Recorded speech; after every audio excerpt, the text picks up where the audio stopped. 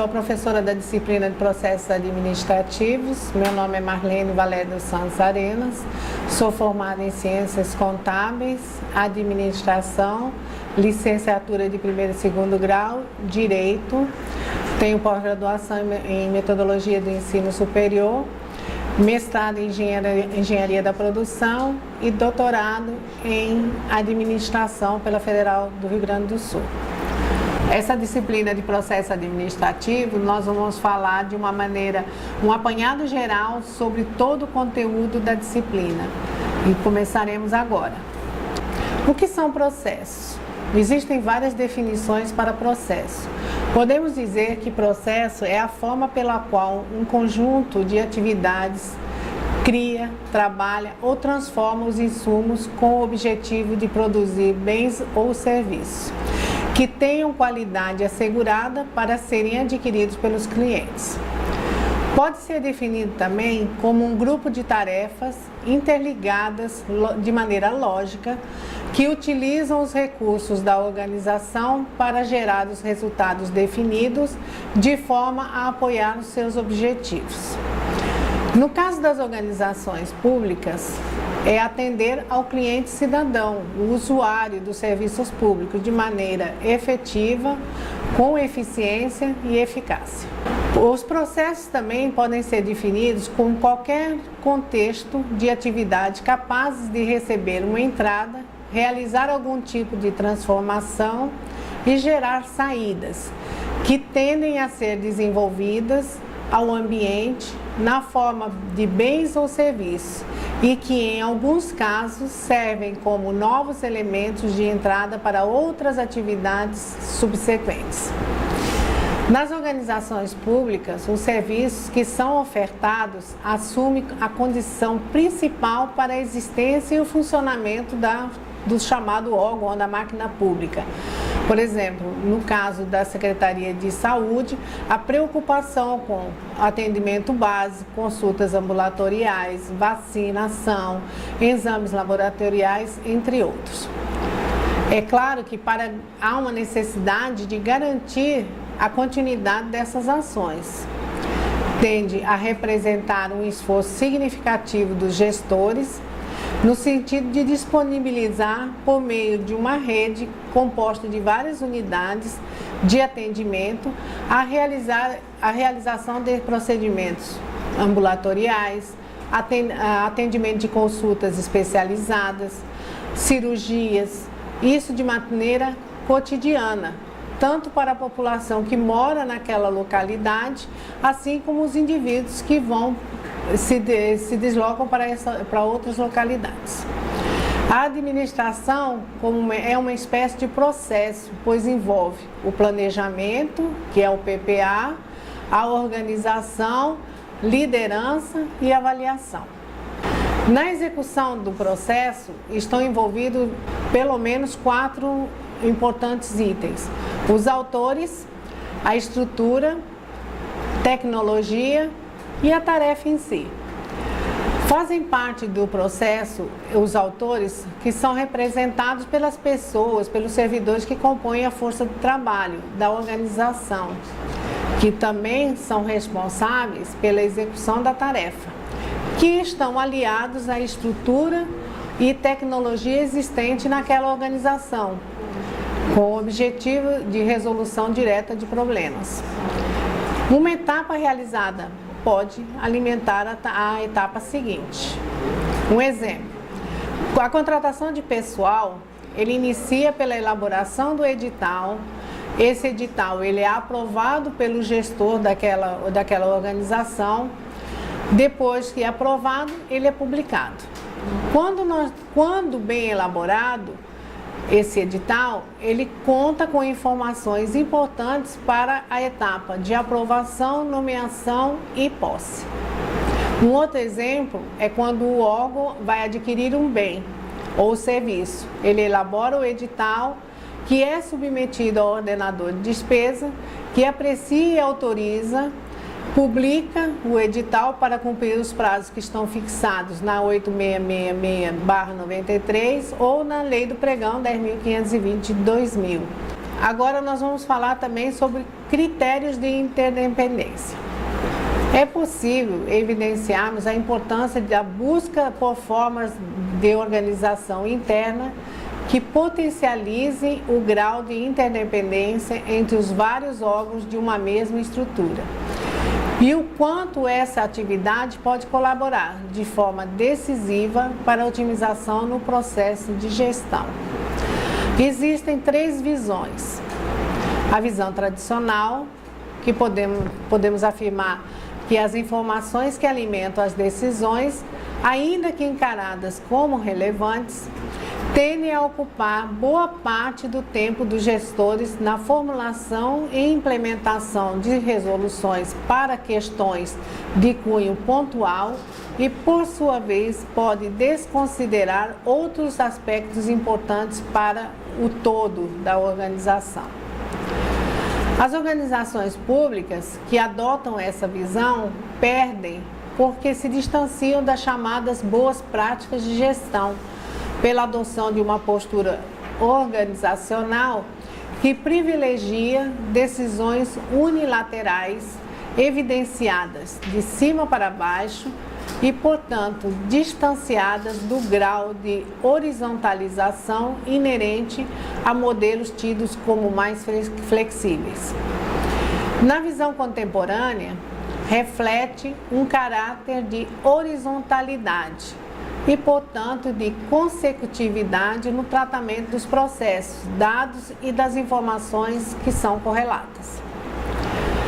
Essa visão, ela peca pela inexistência da reciprocidade entre eles.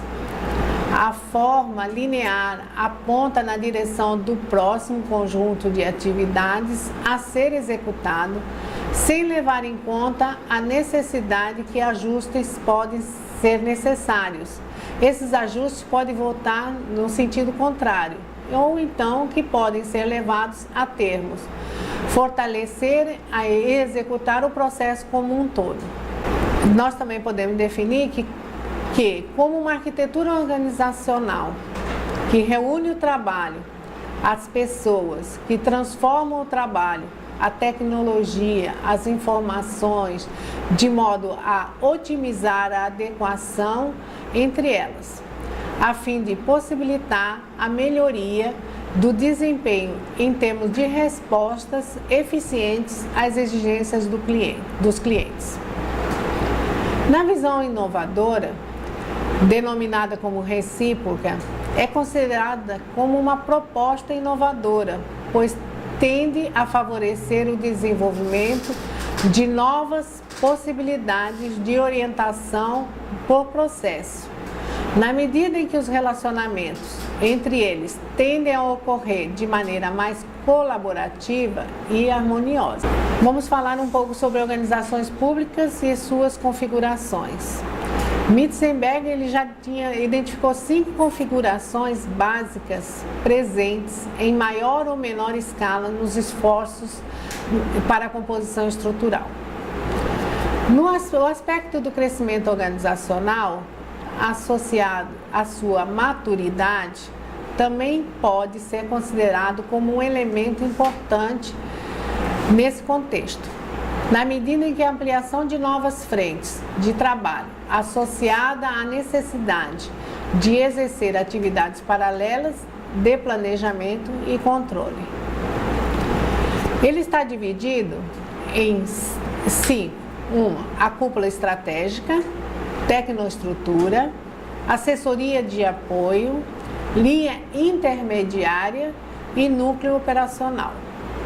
A cúpula estratégica é o local da organização em que se encontram todas as pessoas cuja responsabilidade estejam diretamente relacionadas à gestão, como o presidente, vice-presidente, diretores, superintendentes, secretário, os conselhos.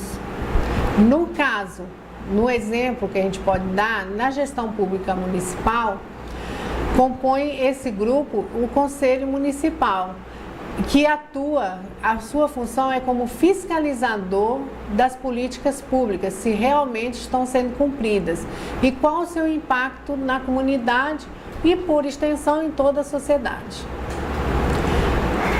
Técnica e estrutura são encontrados os analistas e o seu staff de apoio, que prestam serviço para a organização, atuam tecnicamente como suporte no desenvolvimento de tarefas de responsabilidade de outros profissionais.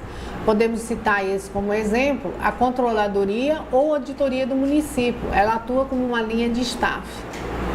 Temos a linha intermediária, segundo a configuração de Mitzenberg.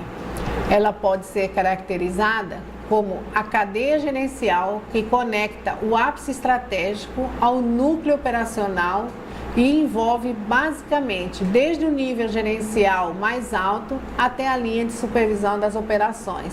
Um exemplo disso, quando existe na Secretaria o Departamento Executivo de Administração Financeira. Por exemplo, abaixo dela tem a divisão de patrimônio, divisão de almoxarifado, divisão de transporte, e ela, depois dela, tem os núcleos operacionais que também estão ligados. Então, ela atua entre a linha do diretor até o núcleo operacional. No caso do núcleo operacional, são as equipes operatórias que fazem um trabalho básico relacionado diretamente à oferta de bens e serviços prestados pela organização. Isso envolve a execução, pelo menos, de 4 ações básicas, porque a necessidade da entrada de alimentar o processo, a transformação, e essa transformação, as saídas, que são os outputs, que são distribuídos. Então, nesse caso, oferece um suporte direto para a realização dessa sequência. Um exemplo, quando você vai na Secretaria Municipal de Finanças, você vai pedir para ser emitido o boleto do IPTU para ser pago. Para isso, tem que ser alimentado o sistema, verificado se você é o proprietário do imóvel, ser atualizados os dados que não estão completos, há um processamento e depois a saída disso é o carnê para o pagamento. No caso dos postos de saúde, um outro exemplo é quando as marcações das consultas são efetuadas, o paciente faz a consulta e, se for o caso, recebe medicamento e depois vai embora para casa. Esse processo tem a entrada, a saída, o processamento e a saída de dados. A saída de dados são os relatórios que são emitidos pelos postos de saúde para alimentar a estatística da Secretaria Municipal de Saúde, que alimenta os dados nacionais de saúde. Mitzenberg dizia que as organizações se baseiam em 5 configurações com relação à estrutura. Estrutura simples, burocracia mecanizada, burocracia profissional, forma divisionalizada e adocracia. A estrutura dos municípios ou da gestão pública se caracteriza muito parecida com a estrutura simples. Ela é caracterizada tomando-se por base a execução de doses maciças de supervisão direta sobre as operações. A cúpula estratégica assume a condição de componente-chave.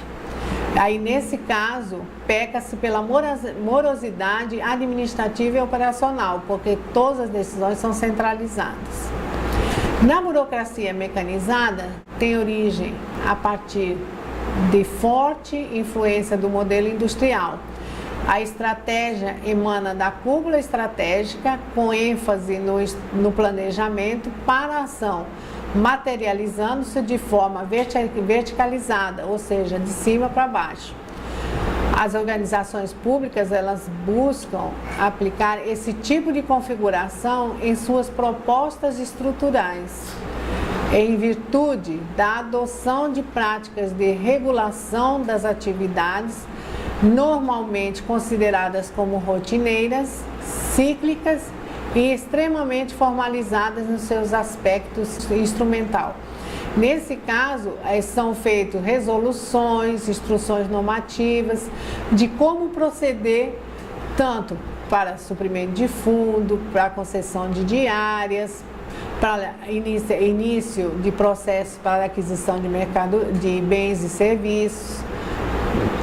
Elas normalmente são normatizadas. Vamos falar agora também ainda sobre as organizações públicas. As organizações públicas, elas também são organismos eminentemente políticos, pautados por forças internas e externas.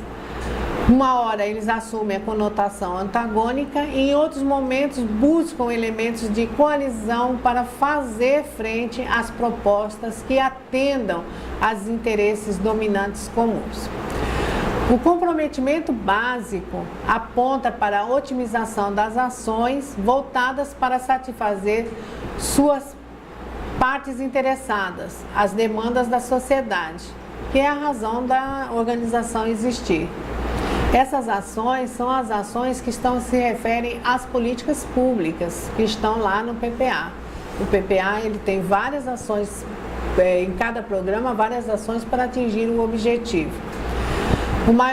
O maior desafio da administração pública, a gente pode dizer, que é na estrutura das organizações, porque ela tende a privilegiar componente político em detrimento da técnica e do conhecimento, o que caracteriza como sendo um entrave ao próprio sistema de gestão que ela preconiza. Então, para atender às demandas municipais, requer cada vez mais das autoridades a adoção de doses maciça de talento, competência, comprometimento e criatividade, tudo isso reunido para a resolução de questões de interesse da sociedade. A administração, por ter como base de apoio uma estrutura pesada e burocrática e centralizada, não tem sido capaz de resolver boa parte dessas demandas e isso se tornou um grande desafio da modernidade. Como resultado, ficam evidentes as deficiências e as distorções, como uma reconhecida incapacidade de satisfazer de forma eficaz e tempestiva as necessidades dos cidadãos. A falta de coerência no modelo da organização de forma global, processos de decisão demasiadamente longos, complexos, que impedem a resolução em tempo útil dos problemas dos cidadãos. Acabam criando também desconfiança em matéria de transparência e da legalidade, que é adotado pelas organizações. Falta também de motivação para os funcionários e a desvalorização do próprio conceito e missão do serviço público. Vamos falar agora um pouco da instrumentalização de processos. Tem por finalidade verificar e avaliar se um determinado órgão é eficiente ou não. Permite a conexão entre a análise de estrutura e o processamento das operações da organização. Usa alguns conceitos como passos, tarefas e atividades, tá? Nos passos, podem ser consideradas ações que compreendem a menor partícula necessária à realização de um trabalho qualquer. Então, o passo ele concorre para o passo é uma parte da execução da tarefa que é algo maior que o passo. Então, por exemplo, quando a comissão de licitação ela entrega uma carta convite, é simplesmente um passo que vai compor outras tarefas que comporão também uma atividade que é a licitação em si, que é o maior. Então, as tarefas, elas podem ser consideradas como um grupamento de passos interligados de acordo com uma determinada lógica e sequência. Então, a tarefa ela é a realização de vários passos até chegar à ação final, até que ela seja concluída. Então, por exemplo, a emissão das guias de cobrança de IPTU são vários passos que compõem, no final, a emissão da guia do IPTU. Já a atividade, elas podem ser consideradas como um conjunto ou um grupo de tarefas que, reunidas, elas devem completar-se entre si, de modo a definir claramente a finalidade do órgão. A atividade, ela trata de um contexto de trabalho que requer um encadeamento, uma sequência de várias ações. Ele é mais complexo, é um todo. Por exemplo, um exemplo que podemos dar é quando a controladoria do município, ela realiza uma auditoria contábil financeira. São vários passos e um grupo de tarefas que compõem a atividade que é a auditoria, a conclusão, a realização dessa auditoria contábil financeira. O mesmo a gente pode dizer no caso de licitação. A licitação, ela começa desde vários passos, desde o pedido, da entrega da elaboração do edital, a entrega da carta convite ou a publicação do edital. E após o processamento da avaliação das propostas, da proposta de preço e os dados de habilitação, depois de concluída a melhor proposta para a administração, aí é adjudicado, homologado e termina a licitação. Isso é uma atividade. Bom, vamos falar um pouco agora sobre o mapeamento de processo. Ele está diretamente associado a um melhor gerenciamento e, para tanto, esses processos precisam ser anteriormente identificados e estabelecidos.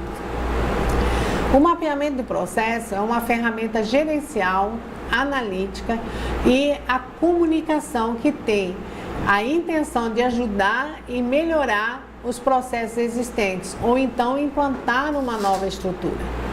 O mapeamento do processo, ele traz, entre outros benefícios, a redução de custos no desenvolvimento de bens e serviços, a redução nas falhas de integração entre sistemas, melhoria do desempenho da organização, melhoria no atendimento dos processos atuais que existem, eliminar alguns processos ou simplificar esses processos que necessitam de alguma alteração, verificar possíveis simplificações, diminuir complexidades, diminuir excesso de transferência entre departamentos, e entre outros. Como exemplo de mapeamento de processo, podemos dizer a admissão de pessoal que inicia no órgão e tem seu término no Tribunal de Contas do Estado. Por exemplo, então, quando vamos admitir pessoal, primeiro precisa se identificar se realmente há necessidade de contratação de pessoal. O órgão faz esse levantamento. Ele identificou a necessidade de pessoal, ele vai verificar a possibilidade de contratação em obediência à Lei de Responsabilidade Fiscal, a Lei 101 de 2000, que tem um limite para o município, para o Estado e para a União. Estando dentro do processo, dentro dos limites da LRF, aí é deflagrado o concurso. Foi feito o concurso, as provas foram aplicadas, houve a lista de aprovados. Bom, então aí o órgão vai fazer o quê? Convocar os aprovados. Convocou os aprovados, eles fazem os exames, apresentam a documentação exigida e aí é feita a nomeação. Da nomeação é marcado a posse daquele candidato. Quando o candidato toma posse, aí entra em exercício, aí o órgão começa a fazer a juntada de todos os documentos que estão exigidos pelo Tribunal de Contas para poder ser encaminhado àquele órgão. O Tribunal de Contas faz análise técnica dos atos admissionais, estando de acordo, registra a admissão em seus controles. Bom, vamos falar um pouco da necessidade da capacitação e qualificação das pessoas. Hoje, as transformações nos padrões culturais das organizações públicas estão relacionadas às aspirações da sociedade, que passou a exigir mais, ela deseja e demanda, deseja um serviço público e de melhor qualidade, prestados com maior nível de transparência e de forma mais rápida. A necessidade de adoção de uma postura por parte do órgão reflexiva, envolvendo uma conduta por parte dos trabalhadores da organização dos servidores, essa conduta tem que ser mais proativa, com esforço profissional que contribuam para minimizar o distanciamento entre o discurso e a prática, tornando os serviços oferecidos à sociedade com melhor qualidade e celeridade. A necessidade de ações associadas diretamente à execução de programas internos e podem ser interinstitucionais para a capacidade dos servidores. A necessidade de capacitação para oferecer melhor serviço à comunidade, pois somente dessa forma é que se pode dinamizar as ações, buscar o aperfeiçoamento, com isso tornar mais célere o serviço prestado à comunidade e à sociedade em geral.